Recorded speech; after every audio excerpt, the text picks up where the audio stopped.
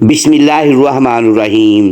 عمرو بن سعد نے روز عاشور ہی بوقت عصر سیدنا امام حسین رضی اللہ تعالی عنہ کا سر مبارک قالی بن یزید اور حمید بن مسلم کی تحویل میں دیا اور دوسرے شہدائے کربلا کے سرہائے مبارکہ شمر اور قیس بن اشس اور عمرو بن الحجاج کی سرکردگی میں ابن زیاد والی کوفہ کو روانہ کر دیے۔ عمرو بن سعد خود 11 محرم اور حرام کو پچھلے پہر کو روانہ ہوا۔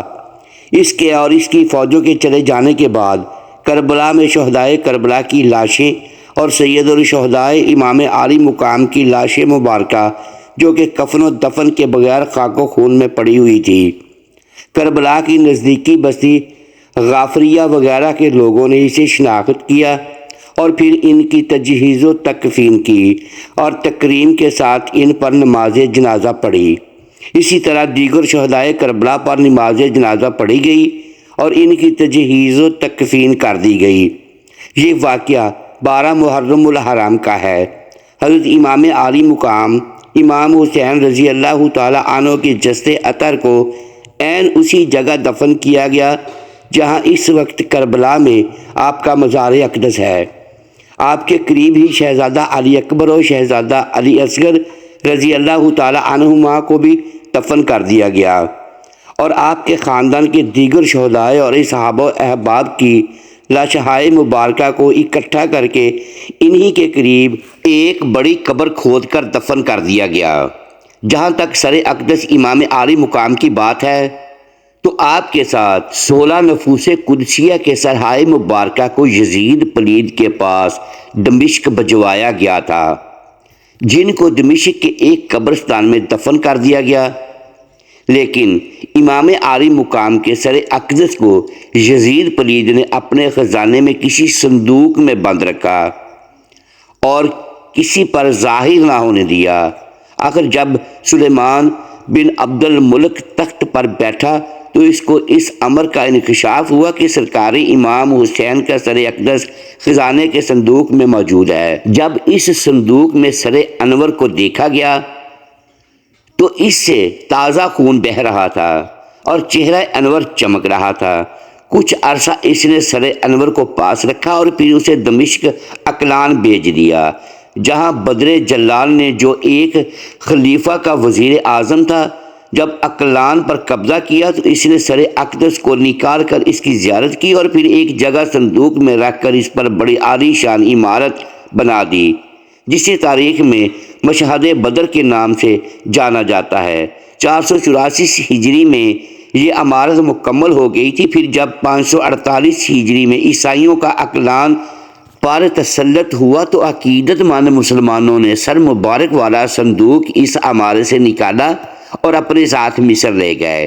ایک مشہور سیاح علامہ یوروی نے بھی اس بات کی شہادت دی ہے کہ مصر میں سر مبارک کو قصر زمرد میں رکھا گیا تھا۔ پھر فرمان شاہی کے مطابق ایک خوشنما گنبد بنایا گیا اور سر اقدس کو اس میں بہترین قیمتی تابوت میں رکھا گیا۔ اس کے بعد جب سلطان صلاح الدین ایوبی علیہ رحمہ کا دور آیا تو آپ نے قاہرہ میں مدارس عربیہ بنوائے اور مشہد عالی کے قریب ایک مدرسہ کی تعمیر کی بنیاد رکھی، جہاں علامہ بہالی کو صدر مدرسہ مقرر کیا گیا۔ یہ واقعہ 568 ہجری کا ہے۔ 570 ہجری میں معی الدین شیخ الشیوخ نے مشہد کے پاس کئی حجرے تعمیر کیے اور 620 ہجری میں ابن یحییٰ ابن ناصر عسکری ابو القاسم نے مشاہد کو بہت زینت دی اور ایک نہایت ہی بلند مینارہ تعمیر کیا، لیکن 646 ہجری میں مشہد کے بیرونی حصے میں آگ لگ گئی، جس کی وجہ سے اس کی دوبارہ مرمت کرائی گئی۔ پھر 726 ہجری میں یہاں ابن بطوطہ بھی آیا تو اس نے بھی اپنے سفر نامہ میں مشاہد امام کا ذکر کیا ہے۔ 737 ہجری میں خالد بن عیسیٰ لبادی آئے تو وہ لکھتے ہیں کہ محرابوں میں شیشے فانوس نفیس ترین قندیل نور فشان لگے ہوئے تھے۔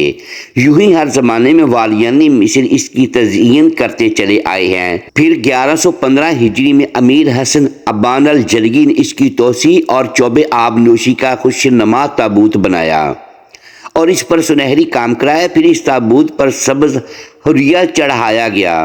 1204 ہجری میں اس کی اور توسیع کی گئی۔ پھر عباس پاشا نے آ کر مشہد کو مزید خوبصورت کیا اور اس کی توسیع کی۔ اس کے بعد اسماعیل پاشا نے استنبول سے عمارتی سامان منگوا کر مشہد کو اور اعلیٰ قسم کی تزئین سے آراستہ کیا۔ یہ تعمیر و آرائش کا سلسلہ 1321 ہجری تک درجہ بدرجہ چلتا رہا۔ پھر شیخ سید المحمود آئے تو آپ وہ واحد شخص ہیں کہ جو شاہد آخری شخص ہیں جنہوں نے اندرونی تابوت کھول کر سر اقدس امام عالی مقام علیہ السلام کو دیکھا، اور لوگوں کی ایک کثیر تعداد نے بھی اس کی زیارت کی۔ یہ آج سے تقریباً 125 سال قبل کا واقعہ ہے، یعنی اس وقت جب تابوت سر اقدس امام عالی مقام آخری مرتبہ کھولا گیا تو آپ کی شہادت کو قریباً 1300 سال کا عرصہ بیت چکا تھا۔ جب آخری مرتبہ لوگوں نے سر اقدس امام عالی مقام کی زیارت کی، اس وقت بھی سر اقدس سے تازہ خون بہہ رہا تھا اور چہرہ انور چمک رہا تھا۔ یہ مشہد حسین علیہ السلام قاہرہ میں جامعہ ازہر کی عمارت کے شمالی دروازے کے بالکل سامنے سڑک کے دوسرے کنارے پر واقع ہے، جو آج بھی مشہد حسین رضی اللہ تعالی عنہ کے نام سے مشہور اور جانا جاتا ہے۔ دن رات لوگوں کی ایک کثیر تعداد اور قاری و حفاظ و کرام کی بڑی تعداد وہاں پر ہر وقت قرآن مقدس کی تلاوت کرتے اور فیوز و برکات سے مستفید ہوتے رہتے ہیں۔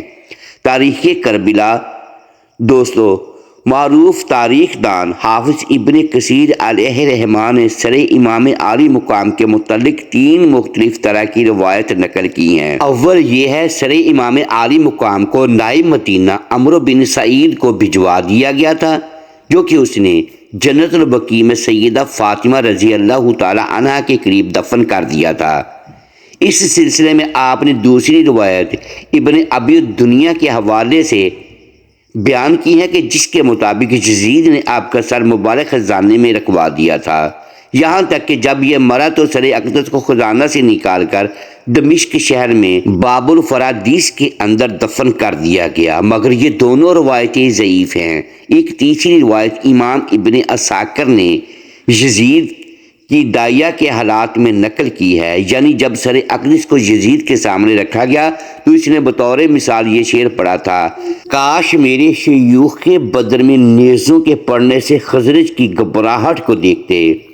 پھر اس نے سر اقدس کو دمشق میں 3 دن تک نصب کیے رکھا اور پھر وہاں سے اٹھوا کر اسلحہ خانہ میں رکھ دیا، یہاں تک کہ سلیمان بن عبد الملک کا زمانہ آ گیا تو اس نے سر اقدس کو وہاں سے نکلوا لیا اور اسے کفن دیا اور خوشبو لگائی اور اس پر نماز پڑھی اور اسے مسلمانوں کے قبرستان میں دفن کرا دیا۔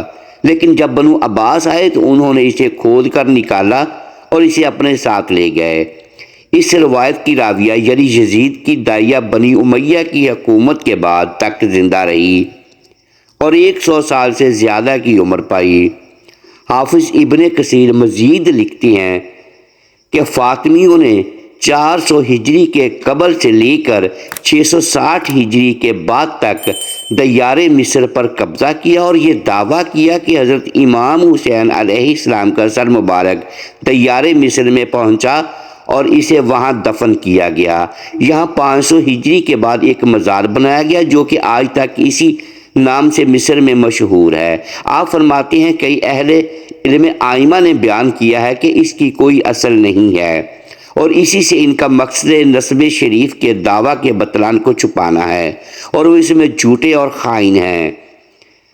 دوستو، ان تینوں روایت اور ان میں پائے جانے والے اختلاف کو مد نظر رکھتے ہوئے یہ یقین سے نہیں کہا جا سکتا کہ سر اقدس حسین رضی اللہ تعالی عنہ مشہد حسین قاہرہ مصر میں ہے، لیکن یہ بھی حقیقت ہے کہ مشہد حسین رضی اللہ تعالی عنہ کا انتظام و انصرام حکومت وقت کی نگرانی میں ہوتا ہے اور وہاں ہر وقت زائرین و عقیدت مندگان کی ایک بڑی تعداد حاضری کے لیے موجود رہتی ہے۔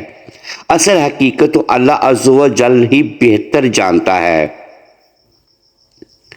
دعا ہے اللہ پاک حضرت امام عالی مقام امام حسین علیہ السلام کا صدقہ ہمیں کامل ایمان کی دولت نصیب فرمائے، آمین۔